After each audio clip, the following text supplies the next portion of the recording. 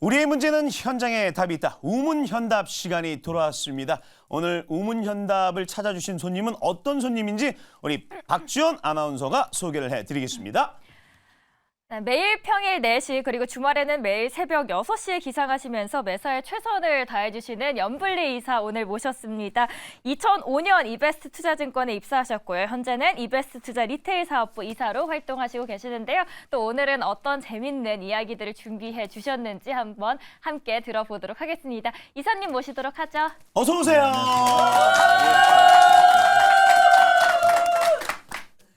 이사님. 네. 점점 더 슬림해지신 것 같아요. 그 살이 빠져가지고 저도 왜 빠지는지 모르겠습니다. 네, 진짜 지난번에 다이어트 왔을 하시는 때보다. 건 아니시죠? 아니에요. 네. 네. 먹는 거나 이런 건 똑같은데. 예, 그러시군요. 요즘도 어떻게 잘 지내고 계시는지. 요새 뭐 바쁘게 또 잘 지내고 있고요. 네. 그래도 뭔가 좀 시장이 많은 분들이 아마 그런 느낌 하셨을 거예요. 한국 뭔가 좀 아쉽다. 그렇지만 그래도 강세장이잖아요. 네. 그래서 좋은 장은 좀 이어지고 있어서 그래도 올해 좀 증시 분위기가 22년도 이후로 치약을 좀 지나고 나서 네. 좋아지고 있는 분위기라 뭐 앞으로도 더 나아지지 않을까 기대는 하고 있습니다. 그렇군요. 네네. 최근 주가 우리나라 증시를 좋게 지금 보고 계시는데 오늘 또 염 이사님과 또 어떤 얘기를 해야 될지 오늘의 또 주제를 먼저 공개를 하도록 하겠습니다. 주제 공개해 주시죠. 짜잔. 네버엔딩 엔비디아. 이게 바로 엔비디아다 하면서 주제를 올려줬습니다.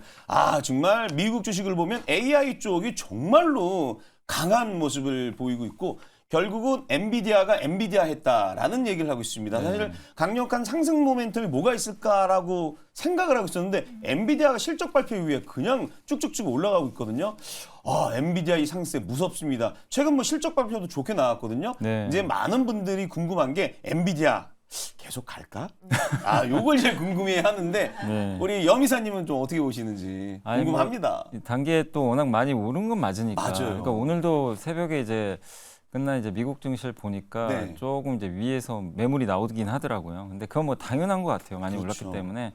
그래서 시가총액이 그 1조 달러 넘은 게 얼마 안 된 것 같은데 네. 오늘 뭐 2조 달러 한번 넘었다. 그러니까 2조 달러면 우리나라 코스피보다 더 비싼 거거든요. 전체보다. 어떻게 보면 그 정도로 어마어마한 수치인데 네. 어쨌든 근데 이제 단기간에 좀 많이 오른 건 좀 부담이 되겠지만 중요한 거는 결국 주가의 고점은 지나봐야 알지만 네. 그걸 알 수 있는 제일 좋은 방법은 이 회사의 성장이 이제 좀 둔화되는 시그널이 나와야 되는데 젠스당 CEO도 아직 멀었다라는 식으로 계속 얘기를 하거든요. 그러니까 아직까지 지금 주가가 좀 이렇게 고점이라고 볼 만한 그 증거는 사실 주가 오른 거 말고 별거 없는 것 같아요. 네. 그러니까 실적이나 또 앞으로 AI 시장이 지금 계속 열리고 있잖아요. 사실 젠스당 CEO가 뭐라고 했냐면 AI 10년 주기에 올해가 첫 번째 해다. 그러니까 10년이 아직 이제 앞으로 9년 남은 거죠. 근데 그렇게 보면 지금이 고점일까 과연 장기적으로. 이제 이런 또 생각도 들어요. 근데 물론 젠스당 CEO의 자신감이 무조건 맞다는 얘기는 아닙니다. 갑자기 상황이 또 바뀔 수도 있어요. 네. 뭐 AMD가 공격을 정말 세게 할 수도 있지만 어쨌든 그분의 말이 맞다면 지금 주가가 적어도 아직까지는 뭐 고점이라고 볼 만한 증거는 좀 없는 것 같습니다. 네. 전 이게 그래서 가장 궁금합니다. 정말 이걸 예상을 하셨을지. 왜냐면 2013년 말까지만 해도요. 세계 상장사 중에서도 이 1000위권 밖에 있었던 회사가 바로 엔비디아였거든요. 지금 몇 년 만에 이렇게 빠른 상승세를 이뤄낸 건데 엔비디아의 이런 빠른 활약 예상을 하셨나요, 이사님께서는? 이게 이렇게까지 빠를 거라고는 저도 생각을 못했죠. 예. 근데 이제 저는 AI 시대가 작년에 공부하면서 작년 이제 상반기에 반도체 공부를 좀 많이 했거든요. 네. 그때 챗GPT 나왔잖아요. 네. 근데 이제 그때 시각은 좀 그랬어요. 마치 옛날에 그 스마트폰 처음 나왔을 때 되냐 마냐. 그 스마트폰 지금 다 쓰지만 네. 처음에 아이폰 나오고 또 삼성의 그 실패작이죠. 옴니아 나왔을 때 그때 그랬거든요. 이제 약간 또 그 스마트 기기에 좀 적응 못 하셨던 분들은 이거 안 돼. 네. 그냥 옛날 쓰던 폰이 편해. 그랬는데 결국 시간이 지나면서 스마트폰이 대세가 된 것처럼 작년에 챗GPT 처음 나왔을 때도 좀 이렇게 많은 분들이 쓰다가 좀 한번 시들해졌거든요. 그래서 이 AI 좀 멀었나? 이런 이제 얘기들이 있었는데 그러나 그러지 않았던 거죠. 오히려 챗GPT가 더 발전을 하고 근데 그거를 하기 위해서는 엔비디아 GPU가 없으면 할 수가 없어요. 네. 예. 그렇기 때문에 우리가 생각했던 것보다 좀 빠르게 이 변곡점을 좀 지나면서 가파른 좀 주가 상승이나 실적 상승이 나왔던 것 같아요. 근데 저도 그렇게까지 빠르게 이게 엔비디아 실적이나 이런 것들에 반영이 되리라고는 생각을 못했고 어쨌든 꾸준히 우상향할 줄 알았는데 이게 3년 동안 가야 될 그 부분이 불과 1년 만에 이렇게 빠른 속도로 간 게 아닌가 그렇게 좀 생각은 하고 있습니다. 이게 아무래도 많이 올랐기 때문에 네. 그 엔비디아 고평가 논란은 중간중간 계속 나오고 있는 것 같아요. 그런데 이번에 실적이 잘 나왔잖아요. 그래서 이번 실적이 이런 우려감을 좀 불식시킬 수 있는 그런 정도라고 평가를 하시는지 궁금합니다. 이게 그러니까 실적만 보면 그러니까 매출이 1년 전보다 265% 증가했고 이익이 무려 769%예요. 네. 와. 실적에 비하면 이게 주가 올랐다고 보기도 참 어려운 건데 이게 그 저도 이제 자료 찾아보니까 21년도 이후로 엔비디아가 그때 21년도 좋았잖아요. 네. 근데 그때 이후로도 주가가 지금 한 130% 정도 올랐거든요. 근데 이익은 231%거든요. 그러니까 주가 오른 것만 보면은 굉장히 비싸 보이는 건 맞지만 주가를 움직이는 것 중에 하나가 이익인데 이익이 올랐다는 거는 그만큼 또 주가 상승 여력이 또 남아있다는 또 이유 중에 하나잖아요. 네. 그렇기 때문에 지금 단지 그냥 올랐다는 것만 보지 마시고 실적만 꺾이지 않는다면 뭐 저는 비싸다라고 좀 부르기는 아직은 어렵다라고 좀 생각은 하고 있습니다. 그렇군요. 그럼 이제 여기서 더 오를 수 있다 이렇게 보시는 건가요? 아니 저는 더 오를 수도 있다고는 봐요. 근데 이제 그게 어디까지 오를지 그거는 알 수가 없는 게 이 회사의 성장은 언젠가 꺾입니다. 네. 근데 그 꺾이는 시점을 우리가 지금 미리 할 수가 없잖아요. 근데 그게 적어도 올해는 아닌 것 같아요. 이제 올해 왜냐하면 엔비디아를 중심으로 해서 뭐 AMD도 있고 나중에 인텔도 뛰어들 텐데 네. 지금 이 엔비디아 칩이나 AMD 칩을 원하는 고객들이 여전히 많이 있잖아요. 지금 전 세계 빅테크 또 우리나라에서도 많은 기업들이 이제 AI 투자를 할 텐데 GPU 없으면 할 수가 없으니까. 그렇죠. 그러니까 그런 투자가 이제 막 시작되는데 그냥 마치 그 옛날에 그 엔비디아 그런 비유 많이 하잖아요.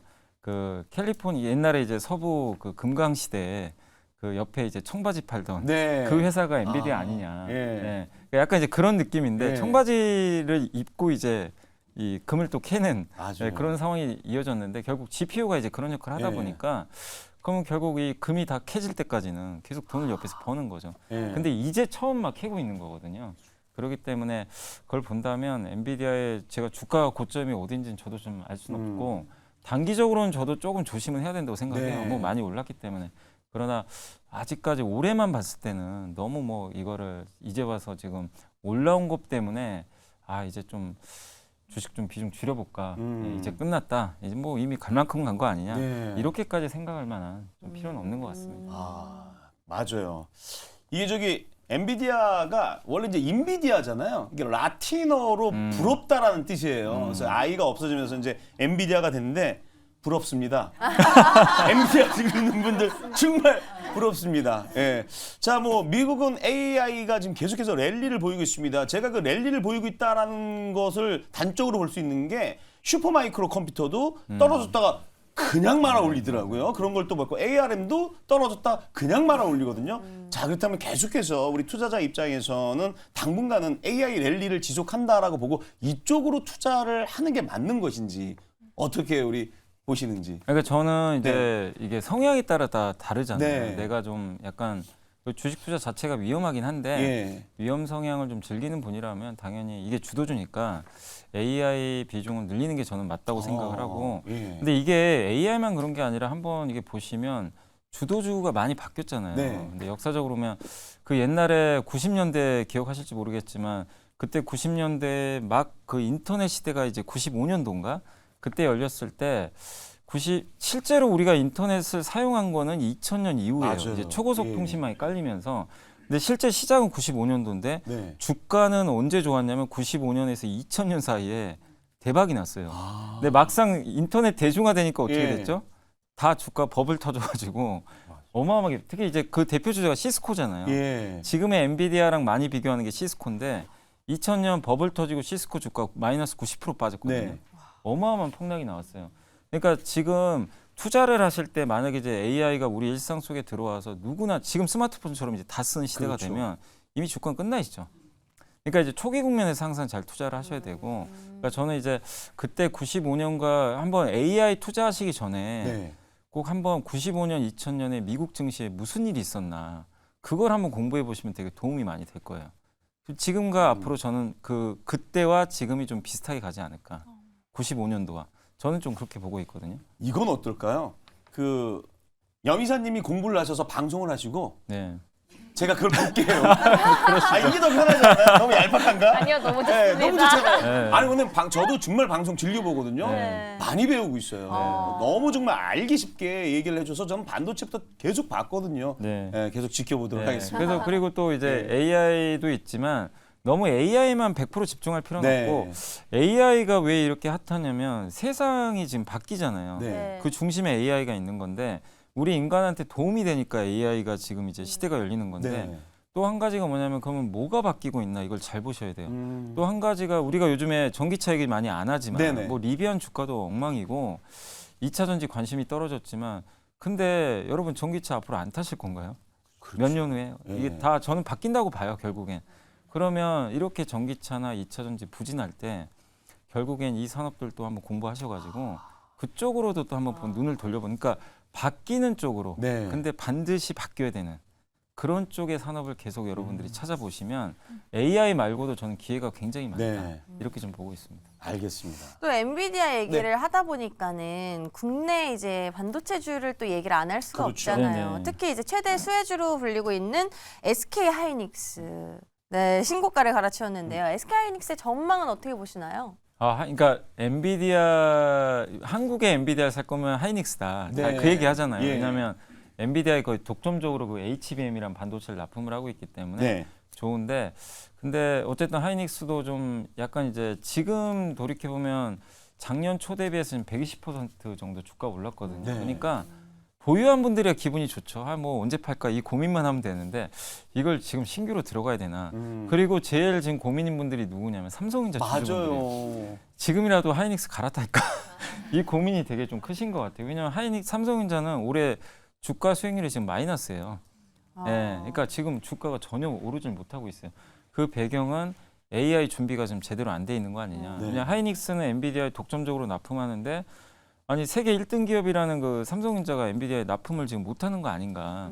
이런 우려감이 있다 보니까 좀 많은 분들이 걱정을 하시는데 근데 메모리는요 결국엔 이제 범용 제품이라고 하는데 결국 나중에 시간이 지나면 결국 이 비슷한 성능의 제품들이 계속 쏟아져 나오기 때문에 삼성전자도 저는 쫓아갈 거라고 생각은 해요. 그래서 주주분들 입장에서 너무 막 이제 와서 하이닉스로 갈아타면 또 나중에 후회할 수도 있거든요. 네. 그런데 그러지 마시고 다만 하이닉스가 지금 이제 시장을 우리나라에서 주도하는 건 맞기 때문에 이 주도권이 엔비디아가 끝나기 전까지는 저는 네. 쉽게 바뀌진 않는다. 이렇게 좀 보고 있습니다. 다만 이제 너무 오른 건 맞기 때문에 역시 지금 뒤늦게 쫓아가진 말자. 이렇게 좀 말씀 좀 드리고 싶습니다. 저의 주변에 배 아파하시는 분들 많습니다. 엔비디아 너무 올랐다. 근데 난 엔비디아를 갖고 있지 않다.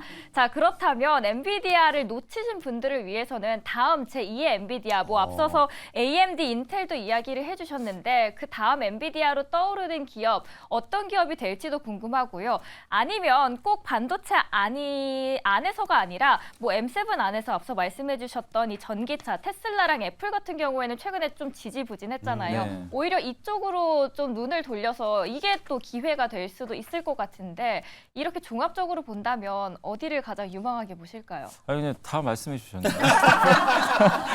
제 얘기가 그 얘기인데. 다시 정리 네, 부탁드립니다. 그러니까 뭐냐면 저는 만약에 반도체 쪽에서 찾는다면 사실 이제 저는 개인적으로 좀 보는 게 인텔이 좀 반격하지 않을까. 그러니까 인텔에 대해서는 평가가 굉장히 안 좋아요. 주가도 별로예요. 실적도 안 좋은 거 네. 맞아요.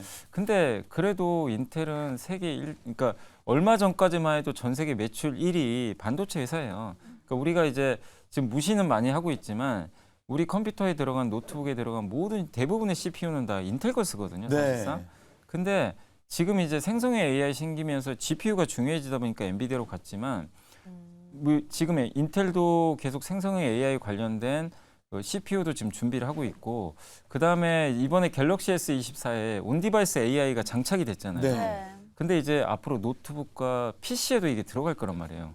그러면 저는 인텔의 시대가 다시 부활한다. 어. 그쪽에선 인텔이 절대 강자는 맞아요. 어. 그렇기 때문에 그리고 인텔의 또 반격 중에 하나가 지금 이제 TSMC랑 삼성전자가 파운드리 사업하잖아요. 세계 3등 업체가 어쨌든 인텔이거든요. 근데 인텔이 이제 얼마 전에 로드맵이라고 발표를 했는데 이제 지금 삼성이나 TSMC가 2나노까지 앞으로 이제 양산을 하겠다 발표를 했는데 인텔은 이제 올해 말인가요? 1.8나노를 양산하겠다. 사실 이제 좀 믿기진 않아요. 아니 예. 지금 2나노도 지금 안 된 그러니까요. 상황에서 3등 회사가 제일 앞서가겠다고? 그래서 일각에서는 인텔이 말하는 그 1.8나노가 TSMC의 3나노랑 비슷한 거 아니냐 이렇게 좀 폄하하는 시각도 있지만 그러나 지금 인텔을 우리가 봤을 때 이럴 게 도대체 뭐가 있나? 근데 앞으로 좋아질 일은 저는 좀 남아 있다. 근데 오히려 삼성이 좀 긴장을 해야 될 것 같아요. 어. 왜냐하면 3등 업체가 이제 치고 나오거든요. 네. 파운드리 쪽에서. 그래서 저는 인텔의 반격도 올해 한번 여러분들이 흥미롭게 봐야 될 지점이 아닌가. 그래서 인텔도 그동안 준비를 많이 했기 때문에 한번 좀 지켜보시면 좋겠고 그다음에 AI 관련주 중에서는 역시 전 마이크로소프트가 네. 소프트웨어 쪽에서는 대장이 될 것 같아요. 왜냐하면 오픈 AI 지분을 갖고 있기 때문에 저도 이제 챗 GPT를 매일 쓰고 있는데 네. 쓰면서 놀라는 게 진짜 진화하는 것 같아요. 매일매일 바뀌더라고 답변이. 그래서 저는 그런 면에서 마이크로소프트가 계속해서 좋은 성과를 낼 것 같고 그다음에 이제 마지막으로 이 매그니피센트 7 기업 중에 네. 지금 못난이 2개 있죠. 그렇죠. 네. 애플과 테슬라. 테슬라가 좀 못 가는데 근데 보시면 이 둘도 AI랑 다 연결돼 있어요. 네. 자율주행도 어떻게 보면 AI 하나의 기술이고 그다음에 테슬라도 결국 전기차 시대의 주인공이 될 수밖에 없는 기업인데다가 애플이 AI 너무 조용하잖아요. 네. 근데 애플은 이게 지금 가만히 있을 기업은 저는 아니라고 보거든요. 그리고 스마트폰도 갖고 있고 얼마 전에 비전 프로. 근데 거기에 다 음성 인식 넣어가지고 네. 저는 AI 기능이 늘 거라고 보고 아마 그 어벤져스의 그 뭐죠 그 자비스라고 있죠. 네, 맞아요. 그래서 이 자비스라는 게 이제 결국엔 그 어떻게 보면 인공지능 음성으로 이제 대화하는 거잖아요. 근데 그런 것처럼 비전 프로나 애플 그 시리에 이 기능이 저는 AI가 탑재될 거라고 좀 보고 있어요. 근데 그런 것들이 언제 공개될지 모르지만 아마 올해 6월에 애플 개발자회의가 열립니다. 네. 그때 아마 AI 얘기를 좀 꺼내지 않을까. 근데 그때 얘기가 안 나오면 실망을 할 수도 있어요. 그렇지만 이제 그때 AI에 대한 얘기들이 나온다면 애플에 대한 또 기대감이 살아날 것 같아요. 그래서 주식 투자는 모두가 좋다고 할 때 하는 게 아니라 그러니까 제가 얘기한 인텔, 테슬라, 지금 애플은 다 지금 못난이 기업들인데 네. 못난이들 중에서 분명히 앞으로 좋아질 거라는 그런 게 보인다면 저는 그런 기업들을 한번 투자하는 네. 것도 좋은 방법이 아닌가 이렇게 좀 보고 있습니다. 제 입장에서는 새 종목 다 사야지.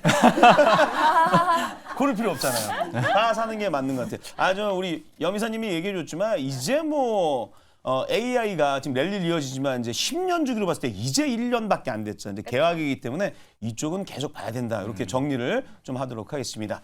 자, 그러면 또 두 번째 주제 어떤 주제인지 소개를 해드리도록 하겠습니다. 주제 공개해 주시죠.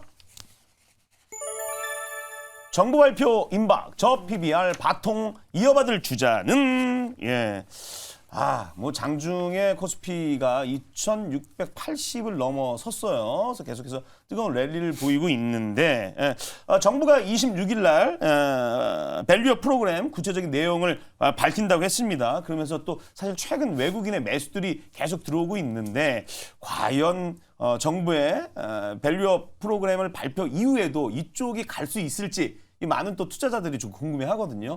일단 이제 외국인들이 지금 올해 지금 2월까지 10조를 샀거든요. 2달 만에. 그러니까 지금 거의 역대급이고요. 네. 2012년에 10조 산 적이 있어요. 딱 네. 그때 이후로 처음인데 그때는 그거 사고 나서는 그 후로는 매수가 안 들어왔는데 근데 이제 중요한 거는 지금 외국인이 산 거는 여러 이유가 있겠지만 저는 밸류 프로그램이 큰 역할을 하고 있다. 근데 만약에 26일 날 외국인들의 생각한 것보다 거 봐라 역시 한국은 안 된다. 이런 생각으로 정책을 보고 역시 쉽지 않겠구나. 그러면 이제 대량 매도가 쏟아질 수도 있어요. 그래서 정말 월요일이 기대도 되면서 걱정도 사실 좀 돼요. 근데 결국 정부 정책이 어떻게 나올지 모르지만 지금 나오는 거는 결국엔 그 세금 이슈가 좀 있는 것 같고 네. 좀 세금 좀 깎아준다 뭐 이런 얘기도 있는 것 같고 또 기업들한테 좀 강제성을 좀 부여해가지고 주주환원 제대로 못하는 기업은 좀 망신을 주겠다. 이런 얘기도 나오고 근데 저는 개인적으로 제가 제일 원하는 건 소액주주와 대주주 가치가 일치를 안 해요. 우리 한국은. 그게 제일 문제입니다. 왜냐하면 대주주들이 소액 그러니까 조그만 지분 가지고도 지금 기업을 지배를 하잖아요. 근데 주가를 굳이 올려야 되는 요인들이 별로 없어요. 난 지금 이 정도의 주가에서도 충분히 만족을 하고 또 상속세가 워낙 비싸다 보니까 오히려 올라가면 상속할 때 오히려 그게 부담이 되다 보니까 그러니까 결국 외국인들이 봤을 때는 대주주가들의 생각을 바꿔줘야 되거든요. 그러려면 법이 바뀌어야 됩니다. 그러니까 상법 같은 게 개정이 네. 돼야 되는데 그래서 그 정도만큼의 좀 센 그 법들을 바꿀 수 있는 정부의 의지가 진짜 나온다면 아 이번엔 진짜구나. 외국인들도 한번 믿고 베팅이 계속 들어올 수 있는데 그냥 좀 만약에 문의만 보여주식의 어떤 발표가 나오면 이건 개인도 실망하겠지만 외국인도 실망할 가능성이 있거든요. 네. 그래서 정부 정책에 저는 구체성과 더불어서 법 개정 같은 강제성이 좀 들어가는 그게 나와야만 연속적인 어떤 외국인들의 좀 매수가 나오지 않을까. 일단 그렇게 좀 판단을 하고 있습니다. 외국인들이 그 이후로 왜 안 들어왔는지 궁금한데 그게 그래서 그 영향을 받아서 최근 저 PBR주들이 좀 지지부진했던 건가요? 일단 이제 저 PBR주들이 지금 최근에는 좀 부진한 이유가 일단은 이제 1월, 2월 좀 많이 올랐잖아요. 주가 상승. 그리고 이제 월요일 날 발표를 할 텐데 어떻게 나올지 사실 모르잖아요. 주가는 올랐는데 혹시라도 엔비디아도 기억하시겠지만 실적 막상 뚜껑 여니까 잘 나왔지만 네. 전날은 급락해 버렸잖아요. 맞아요. 약간 이제 그런 느낌이죠. 그러니까 불확실하니까 어떻게 나올지. 그래서 뭐 이게 끝났다라기보다는 일단 좀 확인하고 다시 한번 보자는 그런 심리가 좀 작용한 게 아닌가 이렇게 판단을 하고 있습니다. 그렇다면 이 시점에서 저 PBR이 아닌 금융주는 어떻게 보시나요? 금융주는 그래도 저는 이제 장기적으로 여러분들이 계좌에 어쨌든 금융주 하나 정도는 장기적으로 가져가는 게 아니면 없는 분들은 만약에 조정 나오면 들어가는 게 좀 좋다고 네. 생각을 하는 게 결국엔 이제 배당도 많이 주지만 주주환원도 잘하는 업종 중에 하나가 사실 금융주잖아요. 근데 지금 저 PBR 이 기업 밸류 프로그램의 취지에 가장 잘 맞는 업종 중에 하나이기 때문에 저는 어쨌든 이 그 금융주들은 좀 한 종목 정도는 중장기적인 관점에서 가져가시면 좋겠고 저는 기대하는 게 우리나라 지금 이렇게 특히 고소득자 분들 같은 경우 배당 투자를 하다가도요 연말 되면 파는 경우가 많아요. 왜냐하면 2천만 원 이상의 이제 금융소득이 생기게 되면 네. 종합과세가 들어갑니다. 아. 그러면 세율이 최대 한 그 50%까지 가요. 아이고. 그러면은 누가 배당 받으려고 하겠어요. 예. 그래서 그 전에 팔아버리거든요. 근데 이번에 지금 나오는 뉴스 보니까 분리과세 한다는 얘기가 좀 있어요. 그럼 분리과세 하면 내가 2천만 원 이상의 배당 소득이 나와도 이제 배당 소득세가 15% 정도 되잖아요. 네. 그럼 고율의 그 세금을 내가 내지 않아도 되기 때문에 그냥 배당을 받으려는 요인이 더 커지겠죠. 그러면은 이게 고액 소득자뿐만이 아니라 일반적인 이제 개인 투자분들도 그냥 부담 없이 배당 투자하기가 좀 좋은 그런 상태로 바뀌는데 전 세계 많은 국가들이 대부분 분리과세를 하는데 우리나라는 이거 종합과세로 넣어버렸어요. 네. 그래서 이게 좀 바뀐다면 상당히 저는 금융주한테 특히 우리나라 금융주는 어느 업종보다 배당을 굉장히 많이 주거든요. 그럼 더욱 큰 모멘텀을 좀 받을 수 있다고 네. 생각해서 금융주 계속 좀 관심을 가져야 된다 이렇게 좀 판단을 하고 있습니다. 알겠습니다. 일단 정책 발표 지금 앞두고 있는 상황이라서 사실 뭐 말씀해 주신 것처럼 기대치에 좀 못 미치면은 매물이 좀 나올 수도 있을 네. 거고 기대치를 넘어서면 오히려 더 환호를 할 수도 있을 것 같은데 지금 이제 가지고 있는 분들이나 이제 신규를 준비하고 계신 분들은 어떻게 좀 대응을 하면 좋을까요? 근데 저는 이제 정부가 지금 하는 이제 얘기나 이런 걸 보면 대통령이 이제 연초에 얘기하고 나서 정부에서 계속 이제 정책들이 좀 몇 개씩 언급들이 나오고 있잖아요. 그 26일 날은 이제 아예 이제 구체적인 정책까지 발표한다고 하는데 이게 단발성으로 끝나는 게 아니라 아마 뚝심 있게 좀 밀고 나가는 것 같아요. 그래서 저는 오히려 26일 날 발표하고 나서 좋든 나쁘든 좀 빠질 수도 있어요. 그러면 오히려 그게 저는 좀 기회가 될 수 있다. 예. 근데 다만 어쨌든 주가 오를 때 쫓아가지 마시고 흔들릴 때 저는 오히려 비중을 좀 늘리시면 좋겠고 어쨌든 우리나라 밸류가 바뀌는 저는 원년이라고 좀 보고 있거든요. 그러니까 AI의 원년이라면 네. 한국 증시에서는 뭔가 정말 옛날에 볼 수 없던 소액주주의 가치가 올라가는 저는 원년이라고 생각을 해요. 그렇기 때문에 너무 좀 단기적인 시각으로 대응을 안 하셨으면 좀 좋을 것 같습니다. 네. 그럼 이사님, 그 저 PBR 관련주에 대해서는 어떤 접근이 좀 필요할까요? 그 뒤늦게 네. 저 PBR 종목에 뛰어든 분들이 굉장히 많으실 것 같은데요. 보유한 분들을 위해서 전략도 함께 좀 전해주시죠. 이게 정말 잘 옥석을 가리셔야 되는 게 네. 그냥 무조건 저 PBR만 이게 이라고 해서 0.2배니까 사자 이게 네. 이러시면 안 돼요. 이 밸류 프로그램 취지는 주주 환원을 할 수 있는 능력이 있는 기업인데 그걸 잘 안 해가지고 그 PBR이 낮은 기업들 있죠. 이 기업들을 아마 저는 타깃으로 할 것으로 좀 봅니다. 얼마 지난주에 메리츠 금융지주 주가가 어마어마하게 올랐죠. 맞아요. 이 기업은 주주 환원 능력이 있는데 그걸 진짜로 하고 있어요. 그래서 이 연간 한 1조씩 막 주주들한테 돌려주는 거예요. 그러니까 이제 이번에 메타랑 우버 주가가 올라간 거 아시죠? 네. 그 기업들이 뭐죠? 돈을 이제 비용 줄여가지고 돈 버니까 뭐를 했냐면 주주들한테 돌려줍니다. 그러니까 주가가 급등해요. 네. 그러니까 지금 정부가 원하는 것도 그거예요. 근데 돈을 못 버는 기업인데 PBR이 0.2배예요. 뭐 예를 들면 그 기업한테 어떻게 주주 환원 하라고 할 수가 있겠어요. 돈을 벌어야 돼요. 그러니까 결국 지금 돈을 많이 벌고 있는데 주주 환원에 되게 인색한 기업들이 찾아보시면 또 있을 겁니다. 그러니까 그런 기업들이 오히려 이제는 정부의 정책에 의해서 강제적으로라도 이 주주 환원을 저는 하지 않을까 이렇게 좀 보고 있어서 저는 그런 기업들을 한번 그리고 이게 꼭 PBR 2배짜리는 그럼 보지 말자는 얘기냐 그게 아니에요. 2배, 3배짜리 회사들 특히 우리나라 저는 뭐 카카오나 네이버도 있지만 이들 기업들도 충분히 현금성 자산이 있는데 이 기업들이 이번에 실적 괜찮더라고요.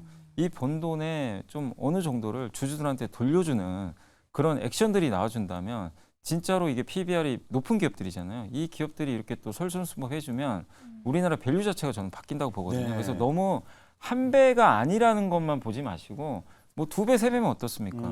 그런 기업들 중에서도 주주 환원 여력이 있는 기업들은 저는 충분히 투자 대상이 된다. 그러니까 결국 현금성 자산이 많은 기업들 좀 찾아보자.